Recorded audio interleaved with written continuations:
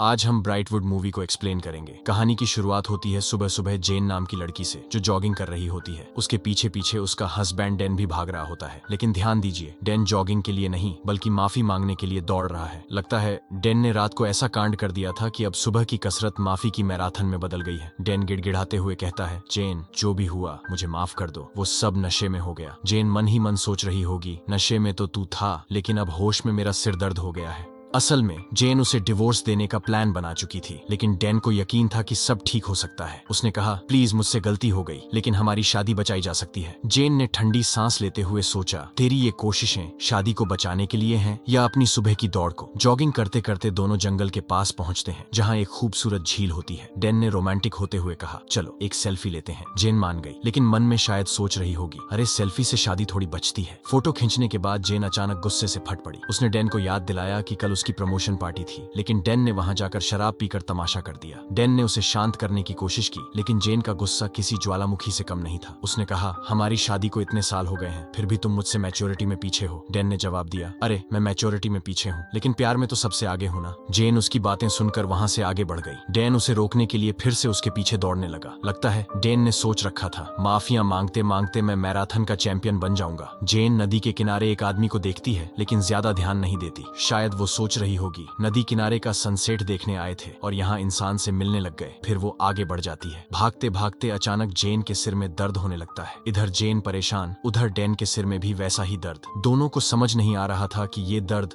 2+1 free वाले offer की तरह दोनों पर एक साथ क्यों हो रहा है। लेकिन कुछ ही देर बाद सब नॉर्मल हो जाता है। जेन आगे बढ़ती है और नदी के शुरुआती पॉइंट पर पहुंचती है, जहाँ नो स्विमिंग का बोर्ड लगा होता है। वो पीछे मुड़कर देखती है, लेकिन डैन वहां नहीं होता। जेन को लगता है माफी मांगते मांगते थक कर हार गया, लेकिन डैन तो पीछे ही आ रहा था। आगे बढ़ते हुए डैन को ऐसा लगता है कि उसने किसी को देखा, और वो कोई और नहीं बल्कि खुद डैन ही था। यह देखकर डैन पेड़ों के पीछे छिप जाता है। उसने मन ही मन सोचा, मुझे ही देख लिया तो अब मुझसे माफी कौन मांगेगा। पर फिर उसने खुद को संभालते हुए कहा, शायद मेरा वहम होगा। आगे बढ़ते हुए उसे एक ड्रम दिखाई देता है, जिसमें गंदा पानी भरा होता है। उसमें उसे एक एयरफोन पड़ा दिखता है। ये वही एयरफोन था जैसा जेन के पास था। डैन को ये देखकर अजीब लगता है। इतने में जेन वहां आती है और उसे बताती है, इस जगह पर कुछ गड़बड़ है, यहाँ सब कुछ ठीक नहीं है। जेन की बात सुनकर डैन सोच रहा था, शादी के बाद से ही सब ठीक नहीं है, पर इस बार सच में कुछ गलत हो रहा है। फिर जेन उसे वहां से ले जाती है, लेकिन जब वो दोनों उस रास्ते को ढूंढते हैं जिससे आए थे, तो रास्ता गायब हो चुका था। यह देखकर दोनों परेशान हो जाते हैं। जेन कहती है, मेरी जॉगिंग पूरी हो चुकी है, अब हमें होटल लौटना चाहिए। डैन सोच में पड़ गया। होटल पहुंचने से पहले ही हॉरर मूवी शुरू हो गई। जेन जंगल से निकलने के लिए दूसरे रास्ते पर भागने लगती है। इधर डैन के सिर में फिर से तेज दर्द होने लगता है। वो जेन को धीमा चलने के लिए कहता है। शायद मन ही मन सोच रहा था, यहाँ से बाहर तो निकलना है, लेकिन दौड़कर नहीं, क्योंकि मेरे सिर के साथ मेरा दम भी निकल जाएगा। काफी दूर चलने के बाद वे देखते हैं कि वे फिर से उसी नो स्विमिंग वाले बोर्ड के पास पहुंच गए हैं। जेन ये देखकर हैरान थी, लेकिन डैन थोड़ा झेंपते हुए बोला, कहीं गूगल मैप्स तो ऑन नहीं कर लिया था, क्योंकि ये सीधा रास्ता हमें फिर से शुरुआत पर ले आया। वे दोनों सोच में पड़ जाते हैं कि आखिर ये कैसे हो सकता है। तभी डैन वहां देखता है कि जहां से वे शुरू में नदी तक आए थे, वहां अब बड़े बड़े पेड़ खड़े हैं। जेन को देखकर उसने कहा, ये पेड़ इतने जल्दी उग गए जैसे किसी ने जंगल को फास्ट फॉरवर्ड पर डाल दिया हो। डैन गंभीर होकर जेन से कहता है, हमें अलग अलग दिशाओं में जाना होगा। अगर किसी को रास्ता मिलता है तो हम एक दूसरे को बुला लेंगे। जेन को भी यह प्लान सही लगता है, इसलिए वह मान जाती है। अब दोनों अलग अलग दिशाओं में बढ़ते हैं। कुछ देर बाद जेन को सामने से डैन आता दिखता है। जेन के चेहरे पर हैरानी थी, लेकिन डैन के चेहरे पर हल्की शर्मिंदगी थी। उसने कहा, मैं तो उल्टी दिशा में चला था, लगता है जंगल ने मुझे घुमाकर फिर से तुम्हारे पास भेज दिया। जेन थोड़े मजाकिया अंदाज में बोली, ये जंगल शायद समझ गया कि हम साथ में ज्यादा परेशान हो सकते हैं। वे दोनों फिर से चलने लगते हैं और कुछ देर बाद फिर से उसी नो स्विमिंग बोर्ड के पास पहुंच जाते हैं। यह देखकर जेन और डैन दोनों परेशान हो जाते हैं। डैन ने सोचा कि शायद अब मजाक का समय नहीं है। उसने जेन से कहा, याद है जब हम यहाँ पहली बार आए थे, तभी हमारे सिर में दर्द हुआ था। मुझे लगता है तब से ही ये सब अजीब चीजें हो रही हैं। डैन ने गंभीर होकर कहा, शायद हम किसी लूप में फंस गए हैं। हम जिस दिशा में भी जाते हैं वापस यहीं लौट आते हैं। यह सुनकर जेन का चेहरा गंभीर हो गया। वो सोचने लगी कि आखिर इस लूप से बाहर कैसे निकला जा सकता है। जंगल अब पहले से भी ज्यादा डरावना लगने लगा था और उनके सामने एक सवाल था, आगे क्या होगा। जेन और डैन अब पूरी तरह समझ चुके थे कि इस जंगल में कुछ भी ठीक नहीं है। वे मदद के लिए अपने फोन से पुलिस को कॉल करने की कोशिश करते हैं, लेकिन उनके फोन में सिग्नल ही नहीं आते। डैन थोड़ा मजाक में बोला, लगता है इस जंगल ने भी हमारी नेटवर्क कंपनी की छुट्टी कर दी है। वे सिग्नल पकड़ने के लिए इधर उधर चलते हैं, लेकिन नतीजा वही, नो नेटवर्क अवेलेबल। इसी बीच जेन को याद आता है कि उसकी ईयरफोन भी कहीं गिर गई है। वह इसे खोजने की कोशिश करती है, लेकिन अभी भी दोनों अपने फोन को आसमान की ओर उठा उठा कर चल रहे होते हैं, जैसे फोन में सिग्नल की पूजा कर रहे हों। चलते चलते अचानक डेन को दूर एक आदमी दिखता है जो अजीब सा लबादा पहने खड़ा होता है। ये देखकर डेन का चेहरा वैसे ही पीला पड़ जाता है जैसे उसने अचानक हॉरर मूवी का ट्रेलर देख लिया हो। डेन तुरंत डर के मारे वापस लौटने लगता है। उधर जेन को रास्ते पर अपनी ईयरफोन मिलती है, लेकिन कहानी में ट्विस्ट तब आता है जब जेन देखती है कि वहाँ सिर्फ एक नहीं बल्कि 2 ईयरफोन पड़े हैं और दोनों बिल्कुल एक जैसे। जेन को ये देखकर गुस्सा आ जाता है। वह डेन से कहती है, तुमने ये सब प्लान किया है ना? मैंने तुमसे डिवोर्स की बात की थी, इसलिए तुम मुझे डराने की कोशिश कर रहे हो। डेन खुद उलझन में पड़ जाता है और कहता है, क्या मैं तो खुद ही परेशान हूँ, और मैं इतने बड़े पेड़ इस जंगल में लगवा सकता हूँ? मैं माली नहीं हूँ। अब दोनों उसी रास्ते पर वापस जाने की कोशिश करते हैं जिससे वे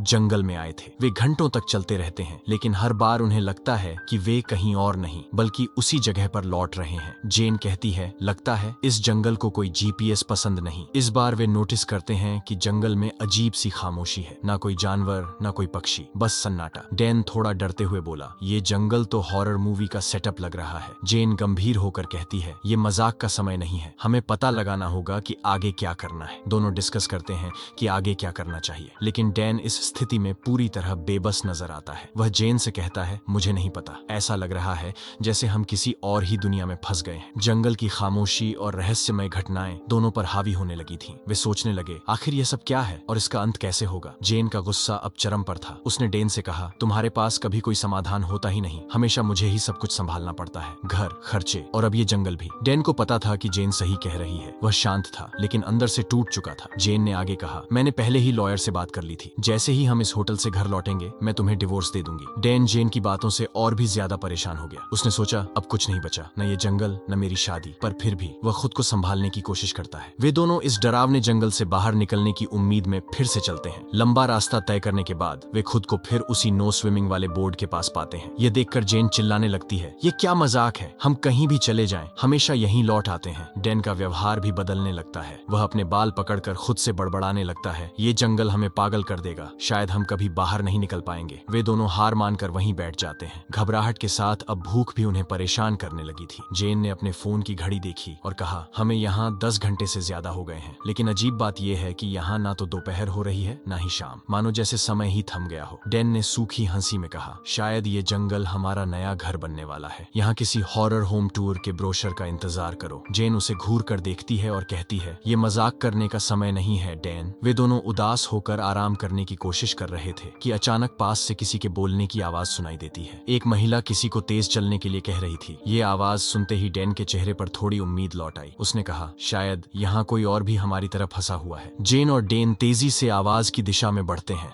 लेकिन जो वे वहाँ देखते हैं वह उनकी कल्पना से परे था। जेन और डेन जंगल में आगे बढ़ते हुए फिर से उसी अजीब उड़ी वाले आदमी को देखते हैं। इस बार वे डरते नहीं बल्कि सोचते हैं कि शायद यही उन्हें यहाँ से बाहर निकलने का रास्ता बता सकता है। डेन ने दूर से आवाज दी, क्या आप हमें बता सकते हैं कि यहाँ से बाहर कैसे निकलें? लेकिन वह आदमी कुछ नहीं कहता। वह बस खामोशी से खड़ा रहता है, मानो किसी मूर्ति की तरह। डेन उसे करीब से देखने की हिम्मत नहीं कर पाता। जेन झुंझलाकर कहती है, तुम्हारे डरने से कुछ नहीं होगा, अगर वह हमें जवाब नहीं देगा तो मैं खुद उससे बात करूंगी। और वह दौड़कर उस आदमी के पास पहुंच जाती है। जेन उसकी बाह को छूते हुए कहती है, कुछ तो बोलो, हम यहाँ फंस गए हैं। तभी वह आदमी पलटकर धीमी और डरावनी आवाज में बोलता है, भागो, जल्दी भागो। यह सुनकर जेन और डेन दोनों ही स्तब्ध रह जाते हैं, लेकिन जब वह आदमी अपना चेहरा उठाता है तो उनके होश उड़ जाते हैं। वह आदमी कोई और नहीं बल्कि डेन ही था। डेन का सिर घूमने लगता है। ये कैसे हो सकता है? ये मैं कैसे हो सकता हूँ? जेन भी पूरी तरह से हैरान थी। तभी अचानक पीछे से एक और डेन आता है और जेन पर हमला कर देता है। जेन चीखते हुए मदद के लिए डेन को पुकारती है, डेन मेरी मदद करो। लेकिन डेन यह सब देखकर डर के मारे वहीं खड़ा रह जाता है। डेन की आंखों के सामने उसका हमशक्ल जेन पर हमला कर रहा था और वह कुछ नहीं कर पाया। डर से कांपता हुआ डेन वहां से भाग जाता है। वह कुछ दूर जाकर घुटनों के बल बैठ जाता है और रोने लगता है, मैंने जेन को खो दिया, ये सब मेरी वजह से हुआ। लेकिन तभी उसे कहीं दूर से जेन की रोने की आवाज सुनाई देती है। उसकी उम्मीद फिर से जाग उठती है। वह आवाज की ओर भागता है। रास्ते में अचानक जेन उससे टकरा जाती है। वह पूरी तरह ठीक थी, ना कोई चोट, न कोई खून का निशान। डैन उसे देखकर हैरान रह गया। उसने तुरंत पूछा, तुम बच कैसे गई और तुम्हारे शरीर पर कोई निशान क्यों नहीं है? जेन उसकी बात सुनकर उलझन में पड़ जाती है। मैं किससे बच गई? मुझ पर किसी ने हमला ही नहीं किया। डैन को यह सुनकर और भी अजीब लगने लगता है। लेकिन मैंने खुद देखा कि तुम पर हमला हुआ था। जेन ने सिर हिलाया। तुम ठीक हो? मुझे कुछ भी याद नहीं है। तभी जेन की नजर नीचे गिरे हुए ईयरफोन पर पड़ती है। वह उसे उठाती है और कहती है, ये रही मेरी ईयरफोन। डैन चौंक कर बोला, लेकिन तुम्हारी ईयरफोन तो तुम्हारी जेब में है। जेन ने ईयरफोन निकाली और दोनों ने देखा कि वह बिल्कुल एक जैसी थी। दोनों चुपचाप एक दूसरे को देखते रहे। यह सब इतना उलझा हुआ और रहस्यमय था कि वे समझ नहीं पा रहे थे कि आखिर क्या हो रहा है। डैन ने गहरी सांस लेते हुए कहा, हमें यह सब बाद में समझना होगा। पहले यहाँ से निकलने का कोई तरीका ढूंढते हैं। जंगल की खामोशी और घटनाओं ने अब उन्हें पूरी तरह घेर लिया था। दोनों जानते थे कि इस रहस्य का अंत क्या होगा। यह पता लगाना आसान नहीं होगा। जैसे ही डैन को याद आता है कि उसकी जेन को 2 ईयरफोन मिले थे, वह अचानक समझ जाता है कि उसकी थ्योरी सही थी। वे किसी टाइम लूप में फंस गए हैं। वह अब समझ चुका था कि सामने जो जेन है वह वही जेन है, लेकिन एक पुराने टाइम से आई हुई जेन है, जब वे इस जंगल से बाहर निकलने का रास्ता ढूंढ रहे थे। वहीं डैन ने अपने भविष्य के 2 वर्जन देखे थे जिन्होंने जेन को मार डाला था। यह सोचकर वह और भी घबराता है, क्योंकि वह यह समझ चुका था कि उनका भविष्य इतना अंधकारमय है कि शायद वे कभी इस टाइम लूप से बाहर न निकल पाएं। फिर भी वह जेन को इस सब के बारे में नहीं बताता। वह गहरी सांस लेते हुए उसे इमोशनल होकर कहता है, मैं तुम्हें इस बार कुछ भी नहीं होने दूंगा। जेन की आंखों में विश्वास था, लेकिन उसे कुछ समझ में नहीं आ रहा था। उन्हें थोड़ी देर बाद पानी पीने के दौरान किसी की आवाज सुनाई देती है। दोनों अचानक घबराते हुए पीछे पलटते हैं और देखते हैं कि उनके सामने उन्हीं के ही वर्जन दौड़ रहे हैं। डैन को अचानक याद आता है कि पहले उसे भी लगा था कि कोई झाड़ियों के पीछे से उन्हें देख रहा है। यह पूरी स्थिति अब और ज्यादा डरावनी हो चुकी थी। जेन, जो अब भी भ्रमित थी, डैन से पूछती है, क्या हो रहा है डैन?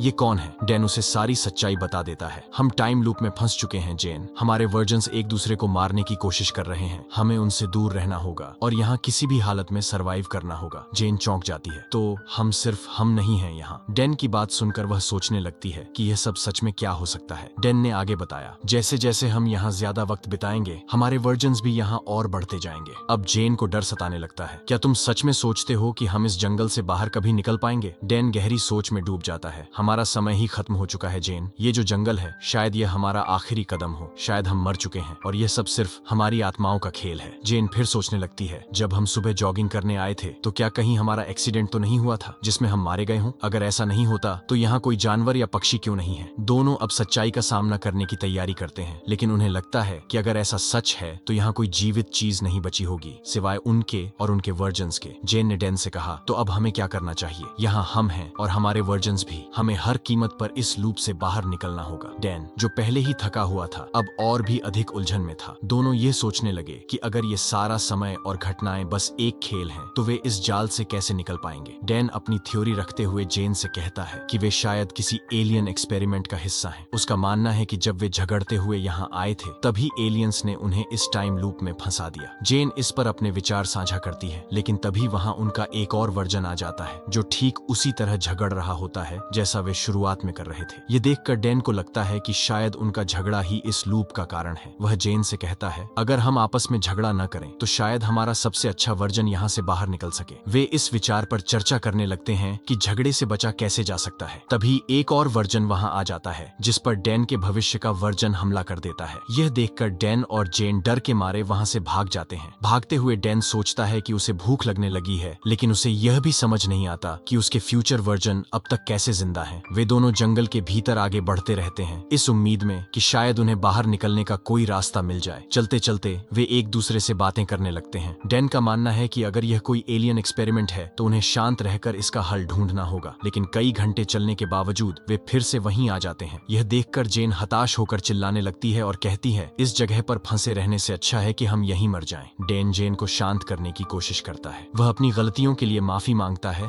और स्वीकार करता है कि वह हमेशा लापरवाह रहा है। उसने कभी जिम्मेदारी नहीं उठाई, जिस वजह से जेन को ही सब कुछ संभालना पड़ा। इन सब बातों के बीच वे एक दूसरे को गले लगाते हैं और आगे बढ़ने की कोशिश करते हैं। तभी जेन को थोड़ी दूर एक टेंट दिखाई देता है। जब वे टेंट के पास पहुंचते हैं तो देखते हैं कि टेंट के बाहर जेन के जैसे दिखने वाले कई ईयरफोन लटके हुए हैं। जेन सोचते हुए टेंट के भीतर देखने के लिए कदम बढ़ाती है। जेन टेंट में प्रवेश करती है और अंदर देखकर हैरान हो जाती है। वहाँ डैन के एक और वर्जन की लाश पड़ी होती है जो काफी समय से वहीं मरी हुई थी। उसकी बॉडी पर ऐसा लगता है कि किसी ने उसे खा लिया है। जेन शॉक में होती है। तभी डैन डैन का एक और वर्जन आकर उस मरी हुई बॉडी को मार डालता है। यह देखकर जेन और भी ज्यादा घबराकर वहां से भाग जाती है। वह सोचने लगती है कि आखिर उनके फ्यूचर वर्जन अब तक कैसे जिंदा है। तभी उसे पता चलता है कि वह अकेली नहीं है। वहां और भी जैन के वर्जन की आवाजें सुनाई देती हैं जो आपस में लड़ रहे होते हैं। जेन डर के मारे उस जगह से निकल जाती है और नदी के पास पहुंच जाती है। वहां एक बड़े पत्थर पर बैठकर वह आराम करने लगती है। तभी वह देखती है कि वहां उसका सामान पड़ा हुआ है, जिससे यह साफ होता है कि उसके और भी वर्जन पहले ही वहां आ चुके थे। जेन को यह देखकर और भी डर लगता है। तभी उसका एक और वर्जन आकर उसे मार देता है। इस बार वह जेन को अपने साथ टेंट में ले जाती है और उसके हेडफोन को बाहर टांग देती है। अब उस जेन के साथ डैन भी था, जो अपने पुराने वर्जन को मारकर उन्हें खाने के लिए पकाने लगा। वह समझने लगते हैं कि यही उनका तरीका है, वर्जन को मारकर उनकी लाश को खाना, क्योंकि इस चक्र में जिंदा रहने का यही एकमात्र तरीका था। डैन और जेन के पुराने वर्जन अब एक दूसरे को मारने लगे थे और इस प्रक्रिया में वे अपने लिए खाना जुटाने लगे। यही उनकी जिंदगी का नया तरीका बन चुका था। हर बार जब एक वर्जन मारा जाता तो नया वर्जन आ जाता। इस अजीबोगरीब चक्र के कारण उन्हें कभी भी भूख का सामना नहीं करना पड़ता था और इस तरह यह कहानी खत्म हो जाती है, जहां जेन और डैन अपने अंधेरे भविष्य में फंसे रहते हैं और उनके पुराने वर्जन उन्हें लगातार तंग करते रहते हैं।